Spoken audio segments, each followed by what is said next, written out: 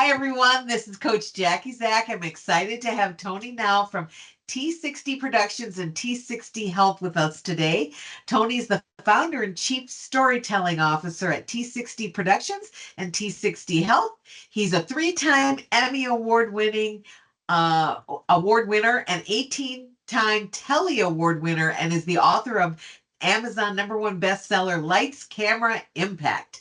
T60 produces videos for brands, like Walgreens, United Airlines, and even Basketball Hall of Famer and local boy Dwayne Wade.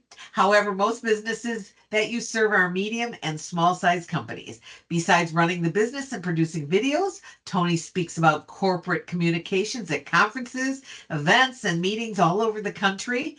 Finally, you are a former USC Trojan football player, a Star Wars geek, and a devoted husband and father. It is my pleasure to welcome you, Tony, to the show today.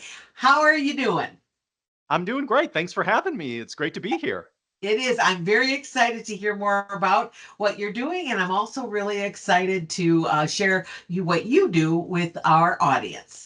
And our audience is pretty typically business owners, so your message and your experience with business owners is totally going to help everybody else. So thank you so much for being here. So why don't we jump right in? So tell us a little bit about your personal story. Sure. Well, I came to business kind of through the back door, really. I never had any intention on being a business owner or anything like that. I mean, I started off very young in high school, and I've always been a journalist. I wrote for my local newspaper when I was 16 years old, and went on to college and doing just all sorts of journalism related stuff. I was a part of the student radio station, a part of our student TV news program. And that was always sort of my focus was journalism, and that's indeed what I went into as a profession out of college as well. I was a TV news reporter for about 10 years. And I don't know, just as time went by, and I started, elevating in the markets, I really just wasn't getting to do the stories that I truly Right. enjoyed doing. I was not a hard news reporter. I started in sports and really kind of gravitated toward more people stories and what we would call feature stories in the Mhm. journalism world. And the bigger the market you go to, the less of that kind of stuff you get to do. And so I was working at the NBC affiliate in Cincinnati as a general assignment reporter, and I was mulling over another job in a different market. And I was like, is this just going to be my life? I'm just going to keep moving up in market size and doing fewer and fewer stories that I would Right. really enjoy. And at that point, we're talking about the early 2000s. We were still mostly on dial up modems as far as the internet goes. Right. And as a reporter, when you would go in to do a story at a business, the first thing they would do is like, somebody from their, from the company would hand you a video cassette of their company video. And we would always like take them back to the station and like pop them in and laugh and get a good chuckle out of it because they were just so bad. Sure. And, at that point, the light kind of went on one day. And I was like, somebody got paid to produce that video. And Right. it's not even any good. Like I would imagine if you were good at that sort of thing, like you could really make a living out of it. And so at that point, I'm a Chicago native. I wanted to get back to Chicago, but I didn't think I'd be happy there as a reporter. So I said, you know what? I'm 31 years old. I'm not married. I don't have kids. If I was ever going to make a clean break and go in a different direction, this is probably the right time to do it. And so I decided to move back to Chicago, start my own video production company, producing corporate videos. And, I kind of went from there, but started very slow. I was working at WGN TV as a writer and producer to kind of make sure I had a steady income coming in. Right. And, with sort of the classic side gig, I started my business. And just over the years, working at WGN and working for myself, the time I was spending on them just sort of shifted to the point where I was able to walk away from journalism and just go all in on my own business. That is what a wonderful story. So, as you were doing that, so tell me a little bit about your leadership style. Oh, I mean, like fire and brimstone. That's, like, I believe if you're not yelling and screaming, then you're not leading. No, no, You I'm like the seem like complete that opposite. guy, right? Yeah, no, no, no. I'm the complete opposite of that. Right. I don't have a huge team that I lead. Besides myself, I have one other full-time employee, but then I have a team of freelancers that we end up hiring on a fairly regular basis, and so I'm managing them as well. But I think I'm more of a collaborator than anything. Like, I certainly have ways that I want things done and that sort of thing. But I want to bring people along on the ride. I want to get them to come along with me. So it's very much sort of, giving them what the way I want things done, but also giving them an explanation as to why we're doing it this way. I work in an industry with creatives. I'm a creative myself. There can be hurt feelings when it comes Sure. to, somebody producing something that you're not happy with. We take our art very seriously. And so I think sort of, working in an industry like that, you have to have a much softer touch, I think. But like I said, I'm a creative myself, so I understand where they're coming from. And I think that makes it a little easier for me. Fabulous. So tell us a little bit more about your company. Like, who's your target market? Who do you Mhm. serve? Just a lot more information about your company. Sure. T60 Productions has been in business since the early 2000s. And, really the market that we're serving is, communicators at companies, whether that be PR and marketing people for external communications, or honestly, HR and internal communications departments too, that at bigger companies and bigger corporations that have a ton of employees. We do both of those kinds of videos that serve those two audiences. And we've been doing that since the early 2000s. But just recently, over the past like year and a half or so, we have started a whole new brand that's called T60 Health and really started specializing in healthcare related companies. And so serving those communicators within that industry. And that could be a big health system or a hospital or a clinic, or it could be a startup that's creating a healthcare related product. Sure. Anything within the healthcare business or the healthcare related industry is what we're focusing on these days. Although T60 Productions still operates, we get organic leads coming in all the time, and we continue to serve those for T60 Productions. But T60 Health has been our big focus over the last year and a half or so. So, how did you land on the healthcare industry as a target? We did a Venn diagram. We decided we were going to specialize in something. We could have gone in a bunch of different ways. Like we could Sure. have specialized in a specific type of video, like an about us video that you might find when you go to somebody's website, or like there were different ways we could go. But ultimately, what we decided on for our Venn diagram was we did the videos that we have enjoyed producing the most, just like what have been the most fun we've been working on, then what have been the videos that have been most profitable for our company. And then the last thing was who have been the easiest customers to work with. Awesome. you Yeah, know, that's I, always I a great telltale sign, too, right? Totally. Absolutely. I mean, and I think, the first circle, the videos that we've enjoyed working on the most and the customers that there tends to be an overlap with those things. But I mean, I'm a big believer in life is too short to work with difficult people. Yes, you're And absolutely right. sometimes we don't have a choice, and it's like we have to do it. But if we're choosing in this situation, we're choosing, let's make that a consideration. So we did that Venn diagram and then looked in the center there to see if there was any sort of commonality between those things. And healthcare was, far and away the big hit for us.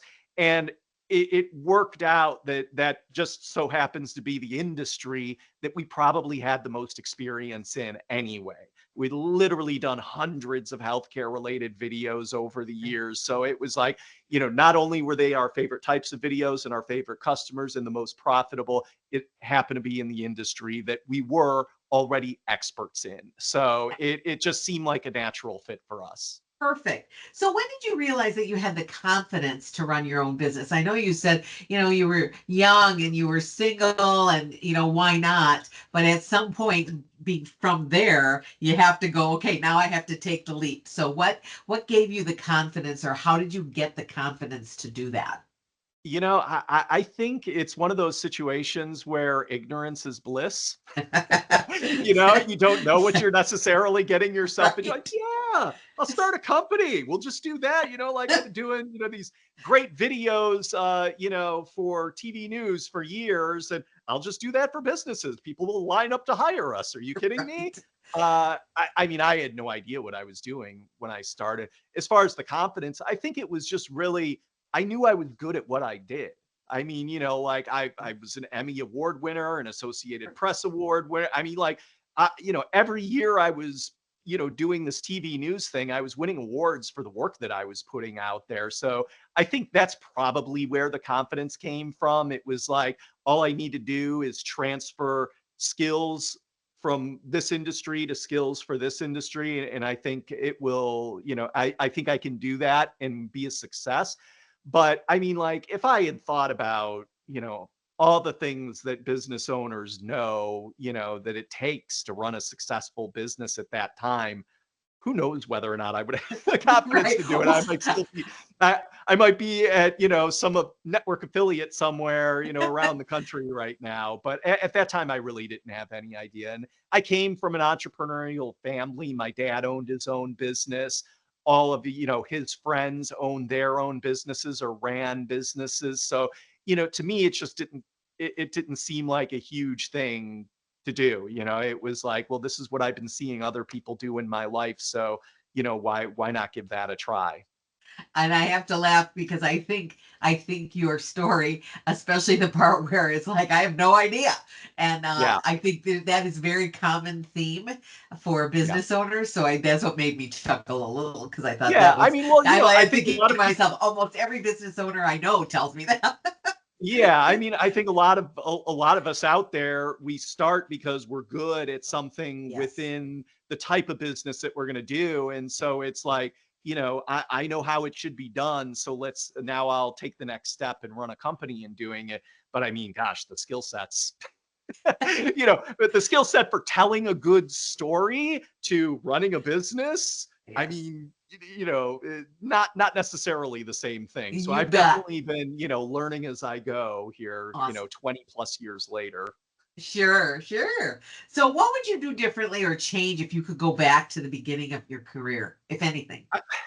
I think it would be taking the business side of things more seriously Mhm. from the very start, and I had some great mentors who, probably, well, not probably, they were giving me that message, but I was definitely more focused on the creative aspect of producing the thing that I Right. was putting out into the world than I was building a business. And it really, honestly, it really wasn't until, I mean, maybe just like 6, 7 years ago when the business side of things really started to catch my attention and like Mhm. really grab my attention in terms of, hey, this can be fun and interesting too, And so it's really been interesting over that period of time, just taking on a more leadership role. What is my leadership style? And things that I just never even considered before then. So anyway, but it's fun and it's still a struggle to this day. I mean, I don't want to give anybody the impression that it's like, oh yeah, smooth sailing over here at T60, we don't have any issues. It's not like that at all. I mean, Right. in particular, since the pandemic, things have been very challenging for us. So we're still learning and fighting every day, just like every other business out there. Absolutely. So what's a common myth about being the president or CEO or founder that you want to dispel? I think probably just that the president or CEO has to have all the answers. Yes. I do not have all the answers Yep. by any means, and I think the best presidents, CEOs are people who listen the most and really pay attention to the people around them, whether that be the people at their own company, their own business, the people who are under them. They Right. have good ideas. Pay Yes. attention to what they're saying and put that into your bigger picture perspective that you have on the business. But then also outside voices as well, coaches like yourself, Hmm. industry experts, other CEOs. I mean, it's like the learning never stops. Yep. And if you feel like you've got it all covered, then you're the only one. And I will. Because nobody does. And you're absolutely right about that, right? So, Yeah. so what is it? You've shared a little bit of insight here, but what are one or a few more of your most interesting insights that you've learned or advice you've received in the past that you want to share with our audience? I think that, it's always w- we're always thinking about our pipeline and customers coming in. And I mean, I work in an industry that services marketers. And marketing is always the first thing that gets cut when times are tough. And I totally understand that. I get that as well for my own company because we do our own marketing. But I think because I work in marketing, I've really grown to understand, and this certainly wasn't true of me back in the day, Sure. is that marketing is like the last thing that you should cut because marketing is what's helping you bring in more business. And so when you're tightening the belt, like and you need more customers, whether it's because you just need to make payroll or whether it's because you're trying to grow the business in some way, Right. marketing is what you absolutely have to lean into. I mean, Yes.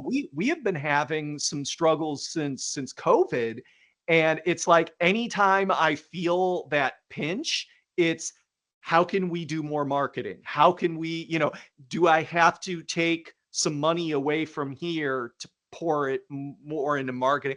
And I just don't think that's the mentality of a lot of business owners. And I understand where it comes from because we have Yeah. all sorts of other fixed costs in other aspects of the business that we're doing. But when times get tough, I mean, we need more business, whether it's from your existing customers or new Yes. customers. And so my biggest thing is lean into that. We're in the midst of that right now where we are focusing more and more attention on our marketing. I feel really fortunate.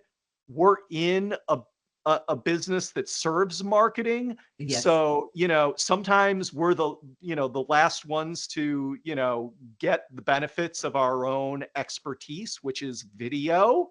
Yep. But video is such a crucial element to marketing these days. And so it's Oh, like when we start struggling with it, it's like, okay, we're going to have to take some time away from other things to produce videos for ourselves. yes. And so that might be a struggle and that might be tight for us to do, but I'm going to make that work. And so, like and then it's promoting those videos once we get it out there. So Yes. I mean, a lot of people can turn it on me sometimes and say, well, you're a video company, so you can just do more videos. And we Right. can, but time is money. Yes. We're taking time away from other pursuits that can bring revenue in. But Yes. we know that by doing this, we're going to be able to bring even more in. So let's take the time to do it. But then, we do paid advertising. We do, things like that. So we are putting money into those, into that side of the business. So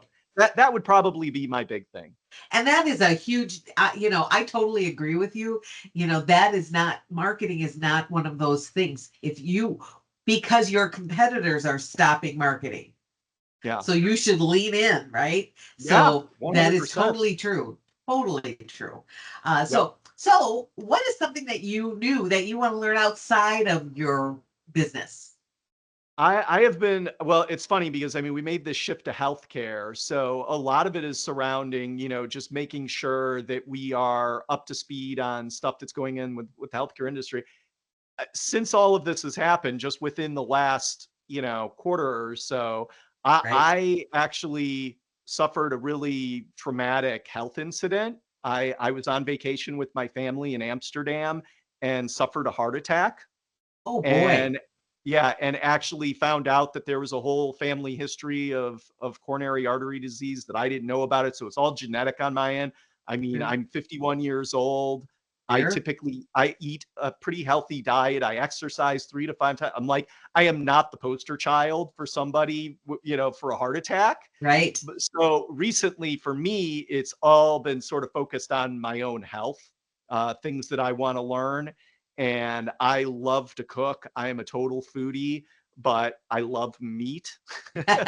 and and I have now all of a sudden found out that I have a condition where I really shouldn't be eating any meat. So for me, it's really sort of learning a whole new set of culinary skills and teaching Sure. myself how can I go to a plant-based diet and still make it satisfying for me. So it doesn't have anything to do with business, really, but that's what my big focus has been on here in terms of learning new things. I'm learning all sorts of new things. Oh, I bet. Well, and I Yeah, and I would imagine that that whole thing will serve you well when you're creating videos for the healthcare industry. I mean, absolutely. how can it not, right? And I'm so glad that you are okay. Thank you Because I very was when much. you said that, I'm like, oh my God. So I'm so I happy know. that it's worked out and you're okay. And it'd be interesting to see what you come up with in terms of recipes. I the irony of the whole thing is that my life was saved by a healthcare video.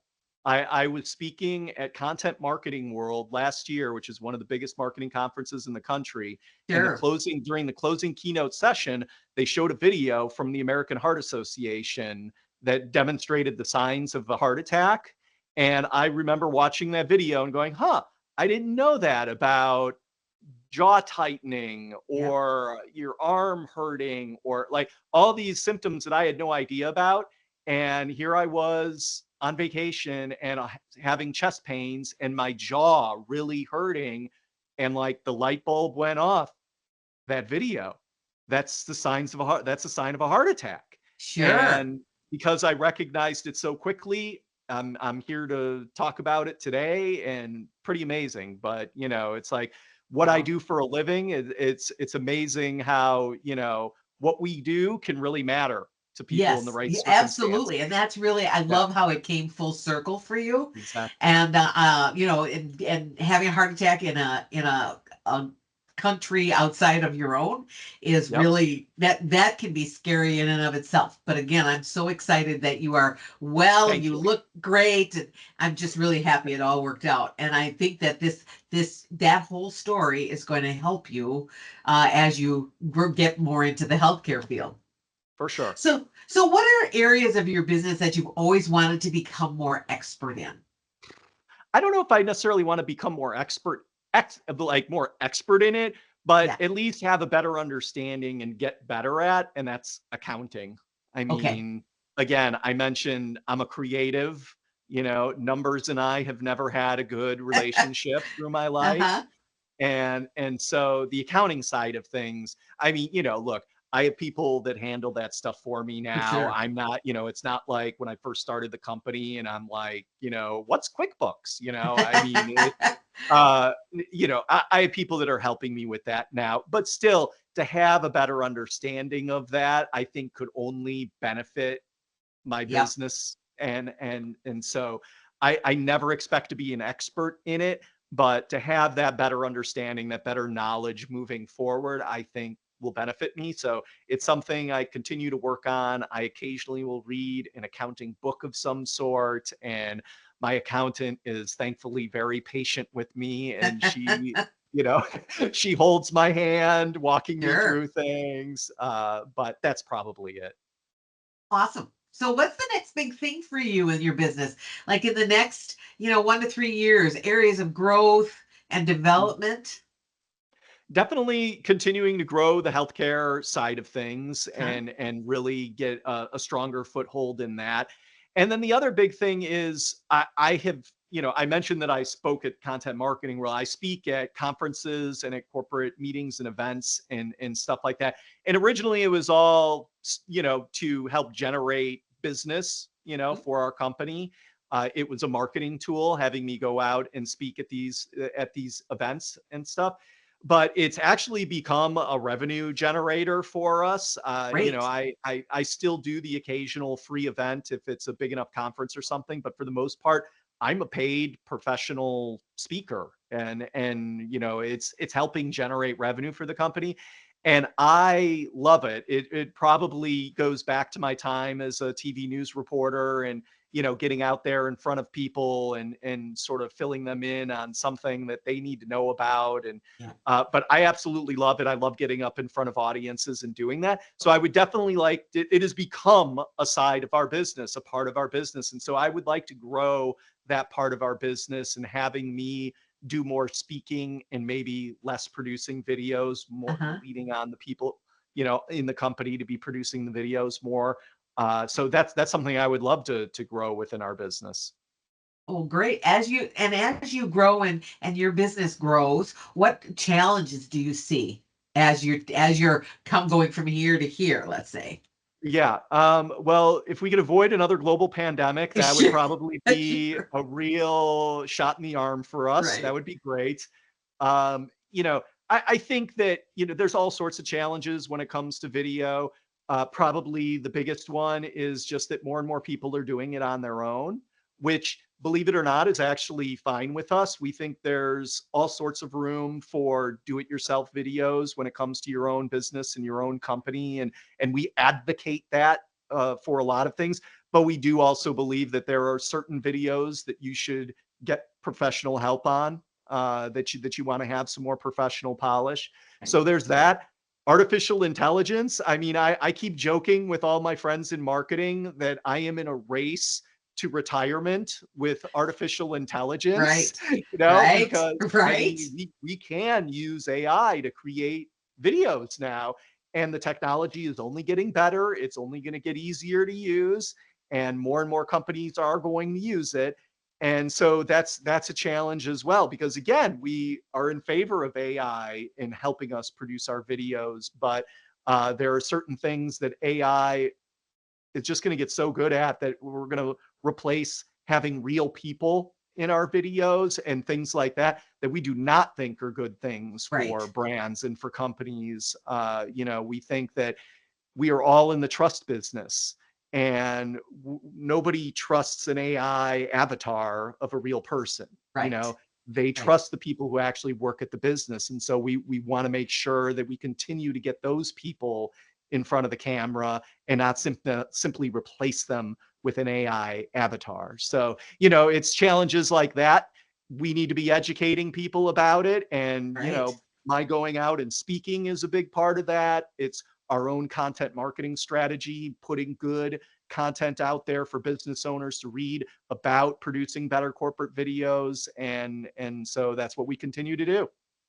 That's awesome. So what advice do you have for business owners who are trying to do it all on their own? You talked about the videos, but in this case, I'm talking about running their business or growing their business all by themselves, right? Yeah. Yeah. Because you mentioned that you use some people and things like that. So what advice would you have for business owners in that area?